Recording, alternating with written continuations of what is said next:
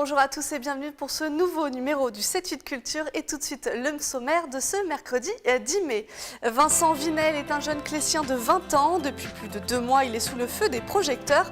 Il participe à la 6e édition de The Voice et il était en showcase samedi dernier au Clé-sous-Bois. Il allie 2 passions, la photographie et l'aviation. Depuis 10 ans, François Boiseau capture les paysages et reliefs français et il expose actuellement à la mairie et à la médiathèque de Villepreux. Et le théâtre Alphonse Daudet présente du 16 au 20 mai sa nouvelle création. Parodiant la croisière s'amuse, la pièce rassemble professionnels et amateurs. Il a fait sensation le 18 février. Vincent Vinel est un jeune clécien de 20 ans et il venait d'interpréter Lose Yourself d'Eminem. C'était son audition à l'aveugle de l'émission musicale de TF1 The Voice. Le week-end dernier, il était en concert au Clé-sous-Bois. Nicolas Dandry pour les images.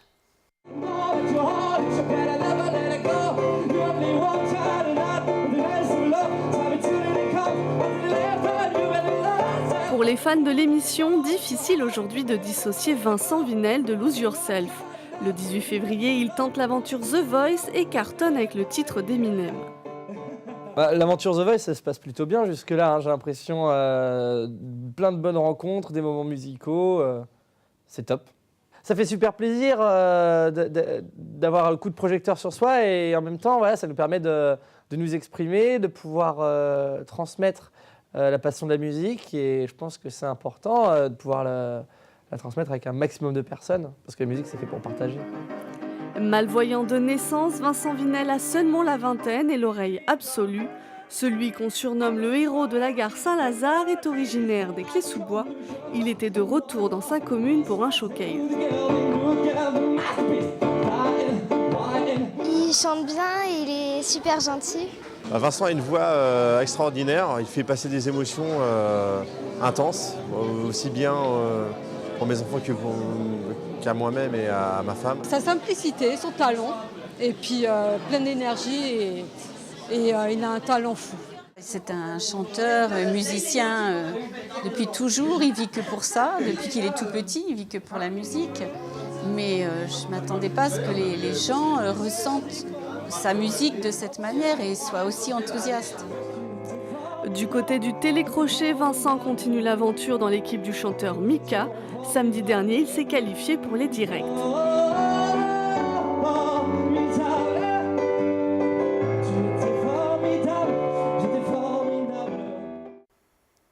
Un rendez-vous musical à ne pas manquer. Émilie Loiseau est sur la scène du Théâtre National de Saint-Quentin-en-Yvelines le 12 mai prochain.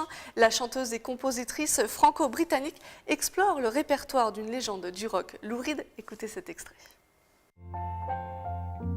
And for you as I was good what we did yesterday, and I'd do it once again.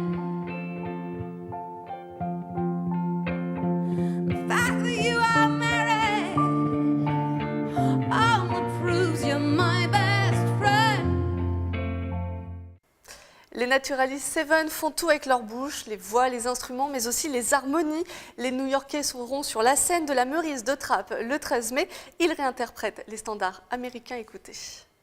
I'm down on my knees, will you forgive me? I failed a million times. I treated you so bad, how can you still love me? You wipe my weeping eyes as I cry. I'm so unworthy to be by your side, and I will never forget this moment in time. I'll be needing you in my life. I'll never find enough. Des photographies qui ressemblent à des peintures. François Boiseau capture depuis 10 ans les paysages et reliefs français embarqués dans un avion. Il expose actuellement ses clichés à la mairie et à la médiathèque de Villepreux. Les images sont signées Camille Lambert.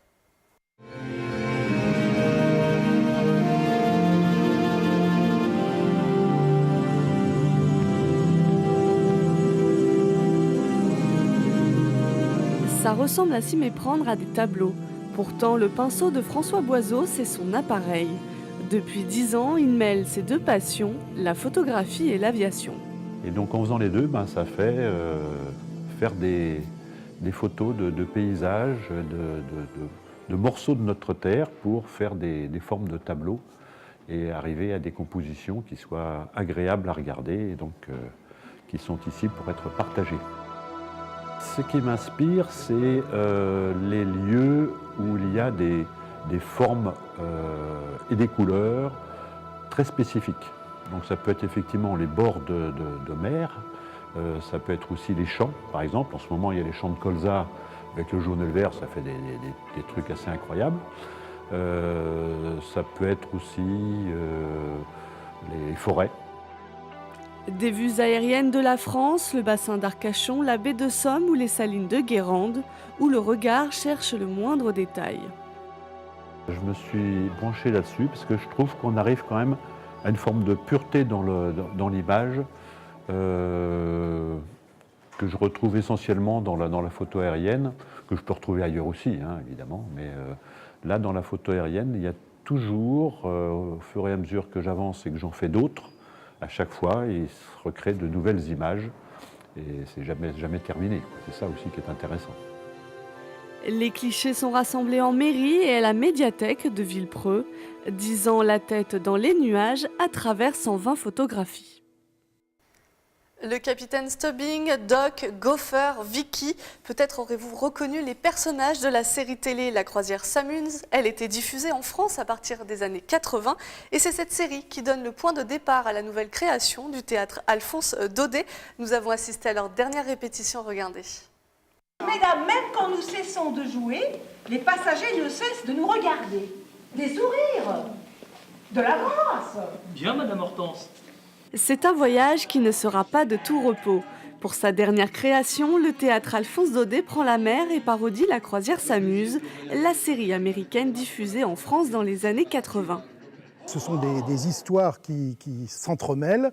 Donc il y a, et c'est pris dans le répertoire théâtral, aussi bien on va retrouver les personnages de La Biche, les personnages de Monsieur Perrichon, on va retrouver également les personnages du Malade imaginaire de Molière, on va retrouver Don Juan de Molière, on va retrouver des personnages de Hanouille, et tout ça, ça va être entremêlé et entrecoupé de chansons, de danses. Pour permettre à l'orgueilleux Perrichon de se vanter de l'avoir sauvé et ainsi de rentrer dans sa famille.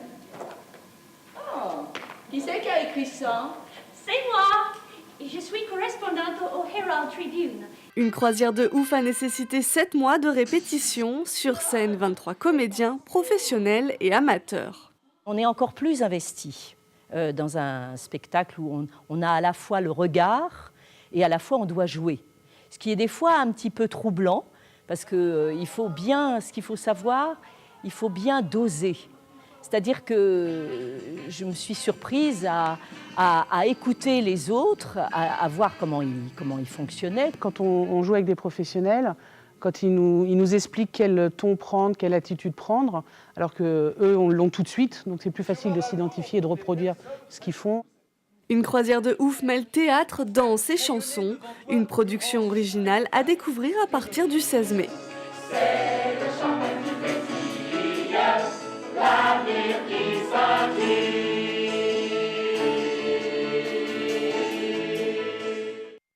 Une autre comédie musicale à découvrir sur Saint-Quentin en Yvelines et c'est l'histoire d'Aladin. Ça se passe au théâtre Espace Coluche de Plaisir le dimanche 14 mai et c'est un spectacle à voir dès 4 ans, regardez.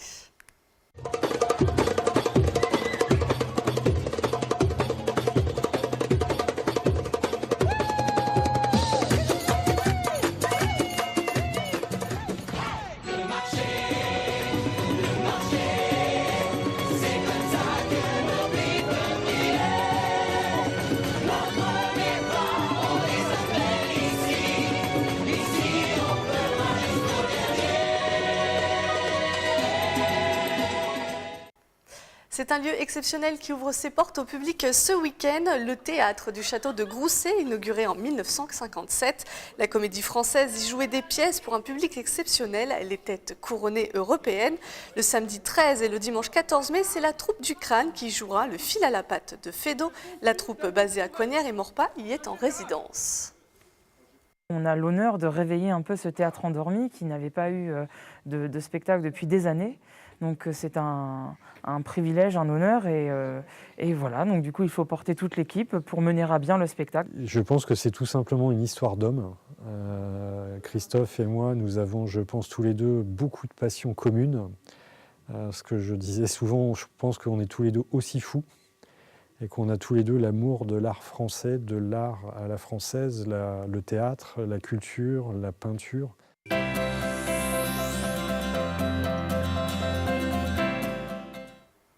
Pour le coup de cœur cinéma de la semaine, on se rend à Saint-Cyr-l'École. Écoutez Marilyn Pou des Yeux d'Elsa. Le coup de cœur du cinéma Les Yeux d'Elsa, c'est la soirée ciné-rencontre le vendredi 19 mai à 20h30 avec un débat qui sera mené par l'association Adautistes qui fait œuvre de sensibilisation sur le parcours et le quotidien des jeunes autistes.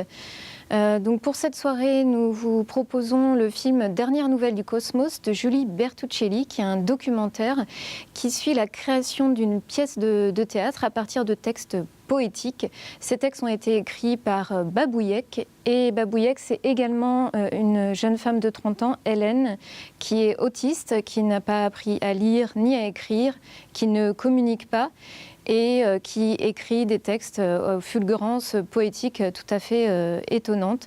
Donc Julie Bertuccelli la filme dans la création et dans son expression, et elle filme ce mystère et sa manière d'être au monde en nous questionnant, nous en retour, sur le mystère du langage et du cerveau humain de manière très générale. En réalité, je suis télépathe et iconoclaste. Donc il n'y a pas besoin de te poser des questions, tu sais celles qu'on a en tête. On avait, nous, un besoin de l'entendre, de savoir qui était Hélène dans son identité. Mais Hélène sait qui elle est. 2 fois tes textes, tu les as entendus dits par des acteurs au théâtre. Quel effet ça fait?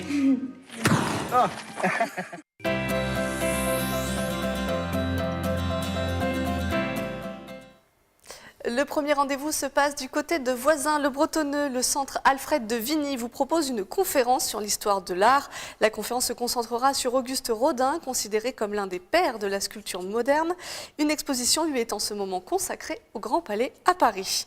Et le jazz est à l'honneur à Versailles du 10 au 17 mai. C'est une semaine de concerts qui ont lieu dans la cité royale. Le programme est à retrouver sur le site internet du festival. Le 7 Culture est maintenant terminé. Je vous remercie de nous avoir suivis et je vous dis à mercredi prochain.